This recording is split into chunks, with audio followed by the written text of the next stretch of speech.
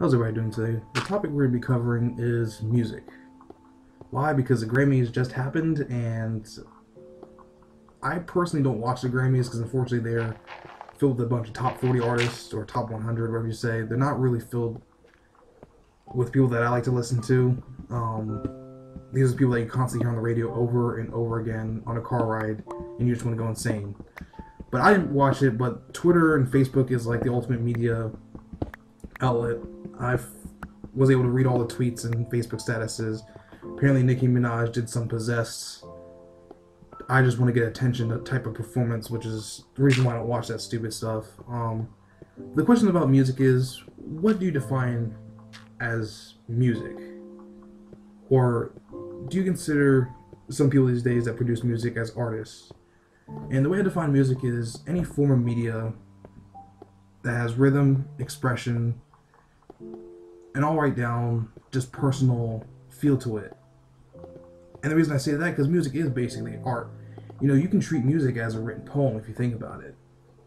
A lot of artists these days do express their poetry through music because it's a perfect medium. You know, you don't have to just sit there and hear someone talk and read some lines of poetry. No, you can actually put a nice beat to it, nice musical background to it, and start speaking your mind and everything like that. What's funny about, I personally don't listen to Adele, but I know a lot of coworkers that do listen to Adele. But it was kind of funny. I was like, yeah, thanks to my ex-boyfriend, basically this album helped me win 6 Grammys, which I think is pretty awesome. I'm still not sure about Adele's career. I'm not sure if she's truly recording and writing her own music. The people that are fans and actually listen to her, like, really in depth, say that she does write her own music and everything like that. Well, hopefully that's true because I appreciate artists that do that. Writing and producing your own music is extremely hard. Actually physically producing it, not just you give an idea to a producer and he makes it for you. I'm talking like actually sitting down with a computer program and literally making your own music.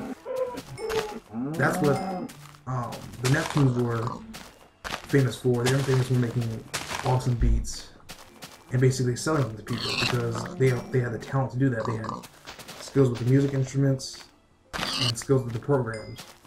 And then you have the ones that ghostwrite. And basically what ghostwriting is, they are literally writing songs for people and not really taking the credit for them until the information actually comes out that, oh my god, he actually wrote the song.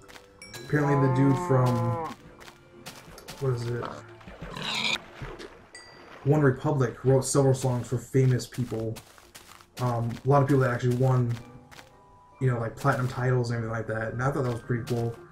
I mean, but that kind of sucks though, and you know that information really doesn't come out until later. But I personally don't like music that is heavily sampled and not made by the artist. Yes, you can have help producing it, you know, as in mixing it and everything like that. Because I know for damn sure, if I had a singing talent, and if I could actually play instruments and I could actually sing, I know I probably couldn't do the computer programs. I've tried to mess around with Free Loops and all these small editing programs. It is ridiculous the amount of stuff you can do. Even programs like to produce these YouTube videos, I would like to get Sony Vegas because personally, Sony Vegas, you can break down stuff frame by frame, piece by piece into intense timelines. But nowadays, music just seems like there's no heart into it. It's just random stupid stuff that is just becoming super popular for no apparent reason. I'll give you an example. One of the bands I love listening to is The Used and Aiden. And I'm not too sure about The Used. I'm pretty sure The Used write their own material, but they do belong to Warner Brothers. And I know they had a big issue and a big fallout with Warner Brothers. Now I won't doubt it because some of the material they produced, I know cannot be related to a Warner Brothers record label. That's why now the new album Vulnerable is actually coming out with their own record company, and you can tell that there's some issues when a band they've won lots of awards and have gotten lots of albums being purchased from them, and now all of a sudden they want to say screw it, we just want to make our own record label. Well, usually when that happens, the artist has issues with the record company not letting them do what they want to do. So, but their material is awesome. A lot of people say, you know, I wish they could go back to the old albums.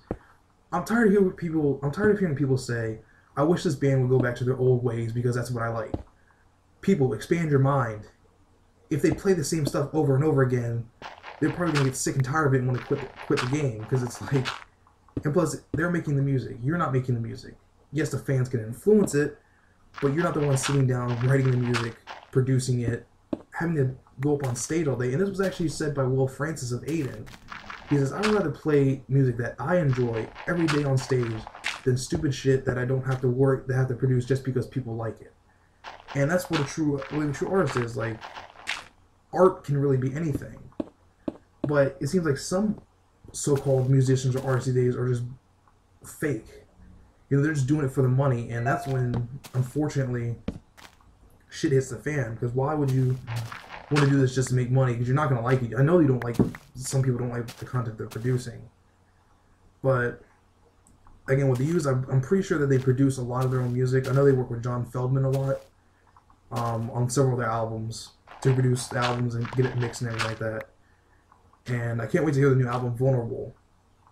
Because I've heard one new song, and people that complain about the dubstep part about I Come Alive, it's not that bad. It just adds a nice transition to it. Don't get all butthurt about it because you think that they're going back to dubstep. I seriously doubt they're ever going to do that. But a band like Aiden. Now, a lot of people say that Aiden is nothing but a bunch of Bad Religion, Morrissey, Misfits ripoffs. Well, not really, because he listens to that music. He actually, you know, you can listen to an AP interview that he, as a young age, went to those concerts and listened to that shit. That's like me listening to the bands like the Used and Aiden and be like, hey, I kind of want to produce music like that because I enjoy how free it can be. And that's stuff you can't play around your parents unless your parents are really open-minded. I know I can never play this around my Christian mom, which she's Asian, so she would understand the words, but she can understand the, you know, I can't even play some softcore music around her without her saying, why aren't you playing, like, you know, gospel music? Because I'm not really into that. You can only sing, what is it? Damn, see, I don't even know. You can only sing so many overused Christian songs so many times before it gets boring. But the reason I like Aiden is because he expresses the freedom. Victory Records has been very generous to him by allowing him to produce a lot of material he's produced, and I think that's why he probably chose that record label company. I think in one of the articles he said he chose it because he likes the aspect of the company allowed him to tour a lot, which he's still doing a lot of touring. I need to finally go to one of his concerts. I need to stop being busy with school and actually go to one of those. I heard they're pretty good live action concerts. But his music changed from Our Gang's Dark Oath, I would say, was dark and punk based. It was definitely really punk based because a lot of our songs basically talk about government and everything like that. And his further albums started to get to more of the, I guess he was finally reaching a stage where he wanted to start officially talking more about his life, but he also got into the goth aspect of it, which I really don't. This is why I really don't use music labels, because it's hard to describe his music. Because, you know, some people may say, "Oh, well, he was, you know, really into the goth scene and all that stuff." I'm like, well, he's just really into the stage performance, you know, because a lot of that stuff he was influenced by Misfits and all that stuff, and they dressed up and, you know, represented the Misfits skull on stage and everything like that. But then his album started to recently change to where now it's becoming more anti-religion, or not even really anti-religion, helping people become more aware of what's going on in this world. And he starts describing that in a lot of his music. The most recent songs I like are Hysteria and Crucifixion. And those are really heavy-hitting songs. Like, I would dare you to pull up in front of a church or any organization and play those two songs, and you will probably boot out or have the cops calling you, because there are some seriously intense songs that basically say your religion is nothing but a bunch of corruption and just fake people. And I'll probably have a topic about religion soon, because I think that's really important in my life right now. As you said, I like a lot of the horror stuff, you know, metal, death metal, and everything like that. I do listen to a lot of hip-hop, R&B, but it's only select few artists. It's very, very, very slim. Probably the common ones I listen to, which is funny, Common Little Brother, which Little Brother I was introduced by a friend. Old school Tupac, Biggie. Let's see. The Roots, love the Roots because they're more like they're a band. You know, they have skill playing instruments, which I love. I love people that can play instruments, but yet they have the lyrics to it to describe certain situations and everything like that. And that's what I love about the Roots. And it's a very, very small list. I have them all on my iPod, and I still need to update some of the lists, but that's a very small list for that music category. I can't listen to Little B. I can't listen to, you know, Little John or all that stuff. I just get annoyed by it because. And Kanye, for God's sakes, get off your high horse. You're a very good lyricist, but you sample the shit out of people. Like, come on now. Sit down in the beat lab and actually make your own fucking beats, for God's sakes, and stop sampling people. Now, people say, well, what's the difference between sampling and covering? Well, sampling is literally you're taking minor clips out of people's songs, redoing them, and then putting them all together in one giant track, which is pretty cool because depending on if the artist that you listen to is giving dedication to those songs. But unfortunately, when you look at a lot of the title credits, they don't tell you where most of those beats came from. And that's what pisses me off, because it's like, hold on, you're stealing these people's music, basically. I know they have to get the copyright information, all that stuff, because if not, you know, the people that actually own those songs can actually sue them. But it's like, how would a kid growing up in this day and age that didn't have experience? My friends can spot out an old school beat in a heartbeat. Like, they can spot out Earth, Wind, and Fire. They can, you know, Prince things and everything like that. They're good at finding artists that have inserted old school beats into their music. And so personally, I just hate music that's oversampled.